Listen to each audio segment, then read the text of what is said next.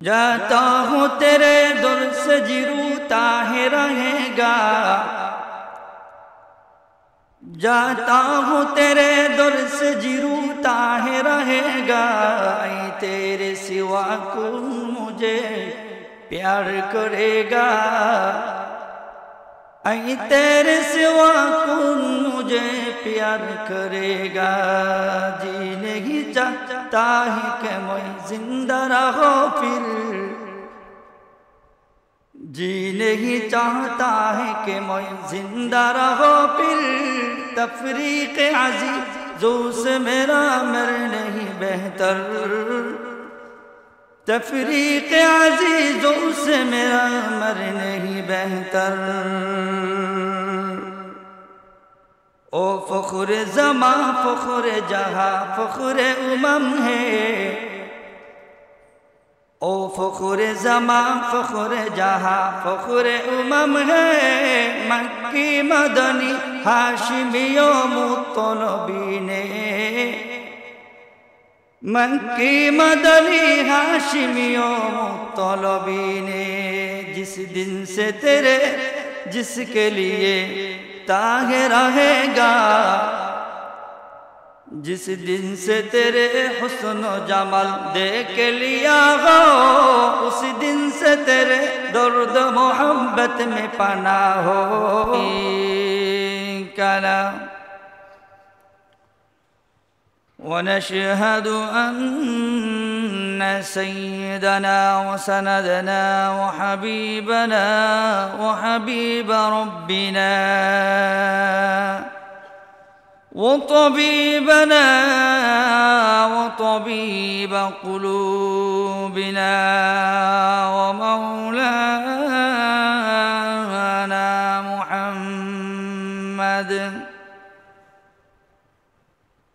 محمدا عبده ورسوله الذي أرسل إلى الناس كافة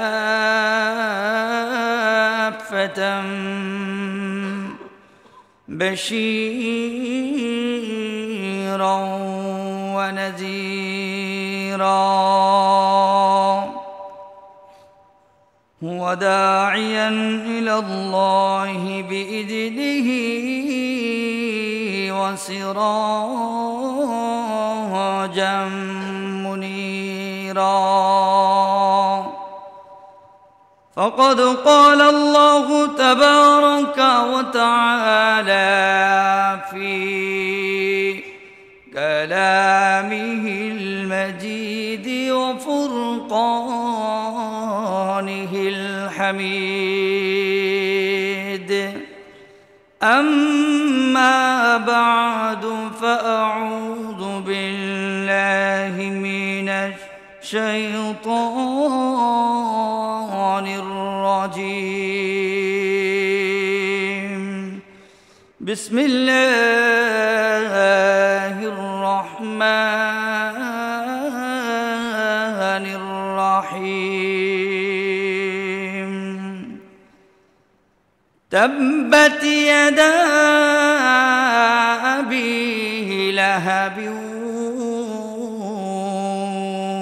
وتب، ما أغنى عنه ماله وما كسب، سيصلى نارا ذات لهب وامرأته حمالة الحطب في جيدها حبل من مسد.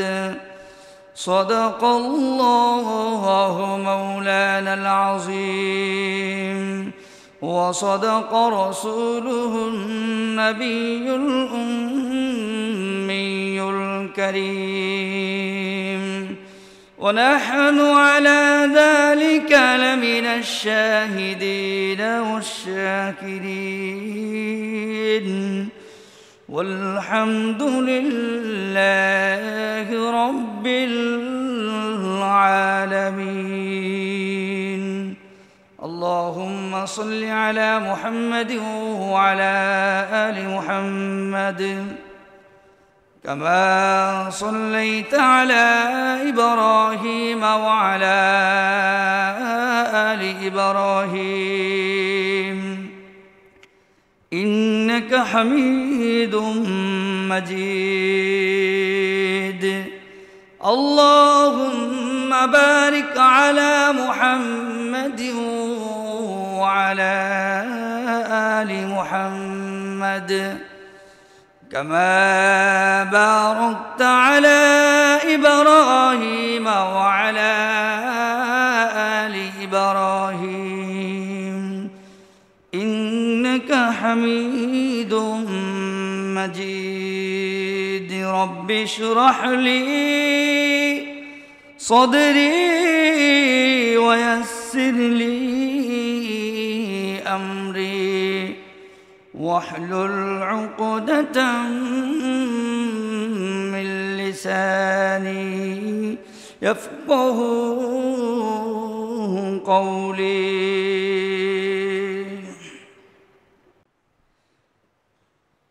जाता हूँ तेरे दर से जी रूठा है रहेगा जाता हूँ तेरे दर से जी रूठा है रहेगा ऐ तेरे सिवा कौन मुझे प्यार करेगा ऐ तेरे सिवा कौन मुझे प्यार करेगा जी नहीं चाहता है कि मैं जिंदा रहो फिर जी नहीं चाहता है कि मैं जिंदा रहो फिर तफरीक अज़ीज़ों से मेरा मरना ही बेहतर तफरीक अज़ीज़ों से मेरा मरना ही बेहतर ओ फ़ख्र ज़मा फ़ख्र जहाँ फ़ख्र उमम है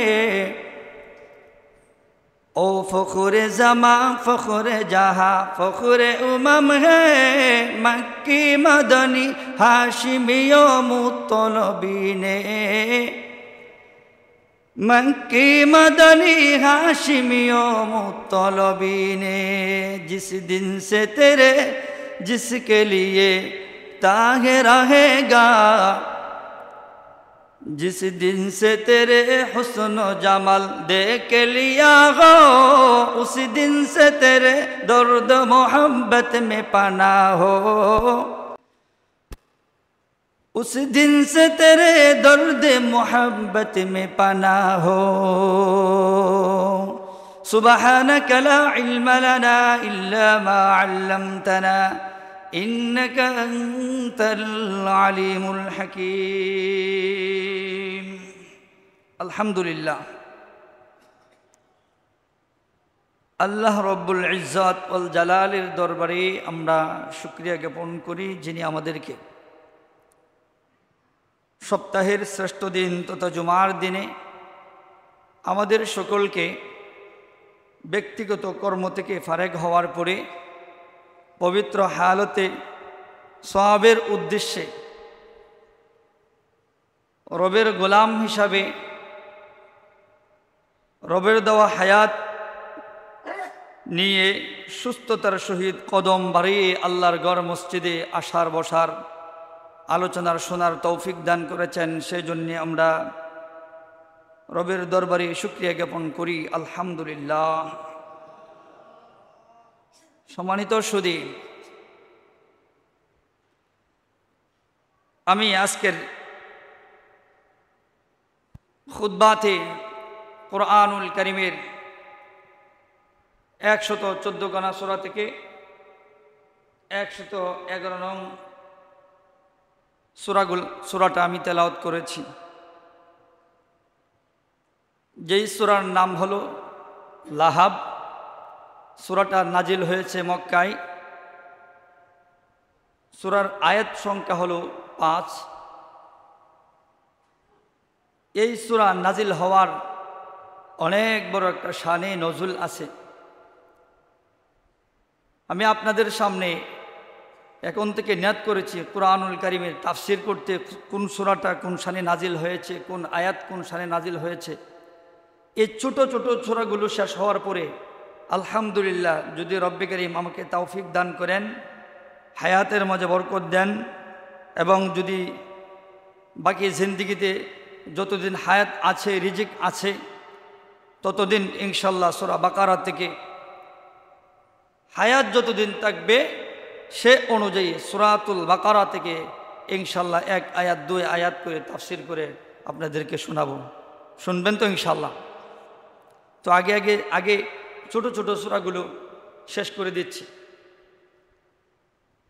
তো আমি যেই সূরা তেলাওয়াত করলাম, সূরার নাম কি? সূরা লাহাব। আয়াত সংখ্যা কত? 5। সূরাটা নাজিল হয়েছে কোথায়? মক্কায়। তো এই সূরার নাজিল হওয়ার প্রেক্ষাপট হলো আল্লাহর রাসূল সাল্লাল্লাহু আলাইহি ওয়াসাল্লাম, রাসূল আকরাম সাল্লাল্লাহু আলাইহি ওয়াসাল্লাম কত বছর বয়সে নবুয়তি প্রাপ্ত হয়েছিলেন? কত বছর বয়সে? 40 বছর বয়সে। নবুয়ত প্রাপ্তির 3 বছর পর থেকে আল্লাহ রাব্বুল আলামিন নবীকে হুকুম করলেন, আপনি ওপেন দাওয়াত দেন। নবুয়ত প্রাপ্তির 3 বছর পর থেকে আল্লাহ রাব্বুল আলামিন জানিয়ে দিলেন, ওগো নবীজি, এখন আপনার দাওয়াত প্রকাশ্যে দেওয়ার সময় হয়েছে, এখন আপনি প্রকাশ্যে দিতে পারেন। এতদিন আপনি গোপনে চুপিসারে নীরবে দাওয়াত দিয়েছিলেন, এবার আপনার সঙ্গে আর আপনার ভয়ের কোনো কারণ নেই। আপনার সঙ্গে আমার আসমানের যত ফেরেশতা আছে সেই ফেরেশতা কোনো না কোনো এক সময় আপনাকে সহযোগিতা করবে, সুতরাং আপনি প্রকাশ্যে দাওয়াত দেওয়া শুরু করেন। আল্লাহর রাসূল সাল্লাল্লাহু আলাইহি ওয়াসাল্লাম নবুয়ত প্রাপ্তির আগের যে জীবনটা, 40 বছরের যে জিন্দেগি, এই জিন্দেগিতে মক্কার যত কাফের বেঈমান আছে, মক্কার যত ইহুদি কাফের মুশরিক বেধর্মী যত ছিল, সকলেই নবীকে উপাধি দিয়েছিল কি? আল আমিন, as-সাদিক। যে নবী আপনি বিশ্বস্ত, as-সাদিক আপনি সত্যবাদী। এমনকি কোনো মানুষ যদি জিজ্ঞাসা করত যে মোহাম্মদ কেমন, তার চরিত্র কেমন, তার আচার আচরণ কেমন, তার দৃষ্টিভঙ্গি কেমন, তখন ওই কাফের বেঈমানরাই বলতো যে তার মতো এত উন্নত চরিত্রের মানুষ এই মক্কার জমিনে আর কেউ নাই। তাহলে তার আমানতদারিতা কেমন? আমরা এখন বার্ধক্যে উপনীত হয়েছি, আমি যখন থেকে বুঝি তখন থেকে নিয়ে আজও পর্যন্ত মোহাম্মদের মতো এত সুন্দর চরিত্র আর এত বিশ্বস্ত মানুষ আমার চোখে পড়ে না। এই ছিল কাফেরদের বক্তব্য। আল্লাহ রাসূল সাল্লাল্লাহু আলাইহি ওয়াসাল্লাম যখন জানতে পারলেন সকল কাফেররাই নবীর চরিত্রকে উপাধি দিয়েছে তারা সত্যবাদী, উপাধি দিয়েছে তারা আল আমিন, বিশ্বস্ত, এই উপাধি যখন তারা দিল চতুর্দিক থেকে, আল্লাহ রাসূল সাল্লাল্লাহু আলাইহি ওয়াসাল্লাম দিলের ভিতরে এতটুকু আশাবাদী ছিল যে আমার দাওয়াত গ্রহণ করুক আর না করুক, কিন্তু আমাকে ওরা বিশ্বস্ত মনে করে, আমাকে সত্যবাদী বলে। এই একটা আশা দিলের ভিতরে আল্লাহ রাসূল সাল্লাল্লাহু আলাইহি ওয়াসাল্লাম লালন করেছিলেন। দিলের ভিতরে এমন একটা আশা আল্লাহ রাসূল সাল্লাল্লাহু আলাইহি ওয়াসাল্লাম ধারণ করেছিলেন, লালন করেছিলেন যে কোনো এক সময় হয়তো এদেরকে যদি দাওয়াত দেই তাহলে আমার কালিমা হয়তো গ্রহণ করতে পারে। এই আশা নিয়ে নবুয়ত প্রাপ্তির 3 বছর পরে আল্লাহ রাব্বুল আলামিন যখন প্রকাশ্যে দাওয়াত দেওয়ার আল্লাহ রাসূল সাল্লাল্লাহু আলাইহি ওয়াসাল্লামকে ঘোষণা দিলেন, হুকুম করলেন, ওগো নবীজি এবার প্রকাশ্যে দাওয়াত দেন। তখন আল্লাহ রাসূল সাল্লাল্লাহু আলাইহি ওয়াসাল্লাম সকল কাফের মুশরিকদেরকে ডাকলেন, সকলকেই আহ্বান করলেন, দাওয়াত দিলেন। সকল কাফের বেঈমান এরা সকলেই নবীজির দাওয়াতে অংশগ্রহণ করছে, এক জায়গায় জমায়েত হয়েছে।